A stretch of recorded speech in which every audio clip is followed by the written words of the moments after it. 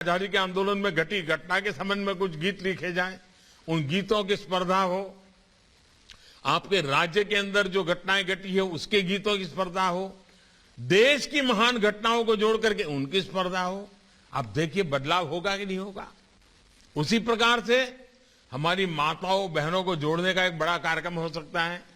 हमारी यहां पुरानी परंपरा थी लोरी गाने की। बच्चे जो नवजात शिशु होते थे तो लोरी गाते थे हर घर में माताएं बहनें। अब क्या हम आधुनिक लोरी बना सकते हैं?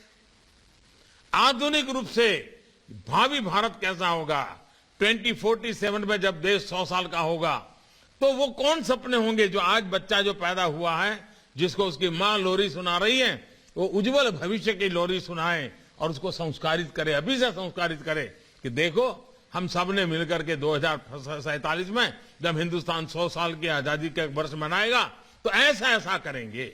ऐसा कर सकते हैं क्या? अब देखिए हमारे यहां कल आपने देखा, शायद आपको मौका मिला होगा या तो आज जाने वाले होंगे, गंगा घाट देखे होंगे। दुनिया भर के टूरिस्ट आते हैं। काशी की इकोनॉमी को चलाने में माता गंगा का बहुत बड़ा रोल है। माता गंगा के तट पर जो कुछ भी हुआ है उससे काशी की इकोनॉमी को ताकत मिलती है। क्या हमारे करीब करीब अनेक शहर ऐसे हैं जो किसी न किसी नदी के तट पे हैं, या तो शहर में से नदी गुजरती है लेकिन कालक्रम में वो नदी एक प्रकार से तबाह हो गई है, कभी कभी तो गंदी नाली बन गई है।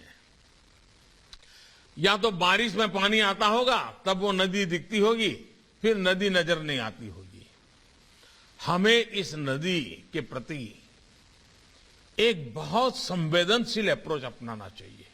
आज जब पूरी दुनिया पानी के संकट की चर्चा करती है, आज जब सारी दुनिया ग्लोबल वार्मिंग क्लाइमेट चेंज की चर्चा करती है और हम हमारे नगर की नदी की परवाह ही न करें, उस नदी को संभालना, उस नदी को संवारना, उस नदी के महात्म्य को समझना समझाना ये अगर न करें तो फिर हम कैसे गौरव कर सकते हैं? क्या हम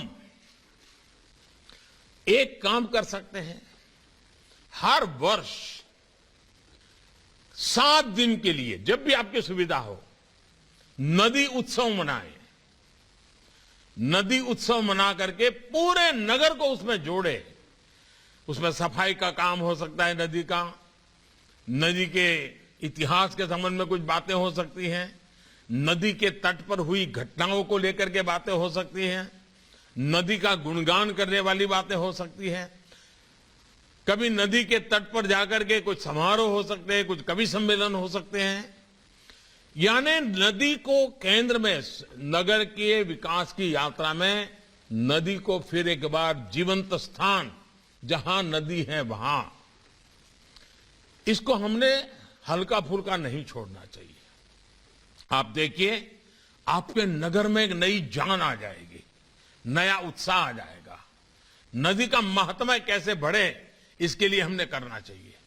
उसी प्रकार आपने देखा होगा कि सिंगल यूज प्लास्टिक के संबंध में हम हमारे नगर में कितने सजग हैं। हम दुकानदारों को समझाएं, व्यापारियों को समझाएं कि भाई हमारे नगर में हम सिंगल यूज प्लास्टिक का कहीं उपयोग नहीं करेंगे, हम व्यवस्था से उसको निकाल दें। अरे गरीब की बनाई हुई अखबार की रद्दी की जो छोटी छोटी थैलियां होती है उसका उपयोग करो, या तो आदत डालो कि घर से थैला लेकर के खरीदने के लिए जाने की आदत बनाई जाए। और अब तो दुनिया भर में सर्कुलर इकोनॉमी का महत्व बढ़ रहा है, वेस्ट में से बेस्ट बनाने का बन रहा है।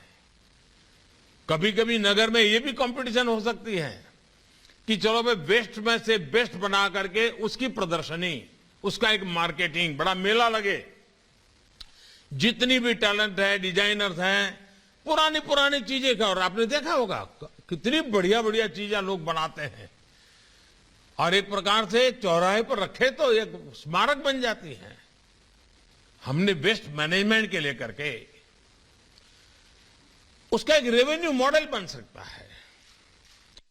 मॉडल कैसे बन सकता है, उस दिशा में हमने काम करना चाहिए। कुछ शहरों ने किया है। अरे सीवेज का पानी भी रीयूज हो सकता है। बगीचों में अगर आज हम पानी का उपयोग करते हैं, आप कल्पना कर सकते हैं अगर गांव को, किसानों को पानी मिलना बंद हो जाए और हम कहेंगे शहर को पानी दो, तो क्या स्थिति बनेगी।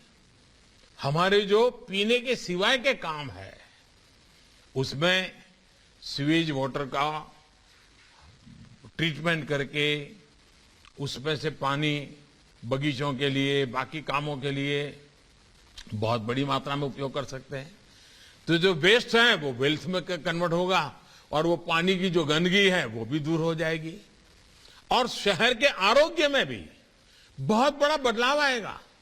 अगर हम शहर में आरोग्य के लिए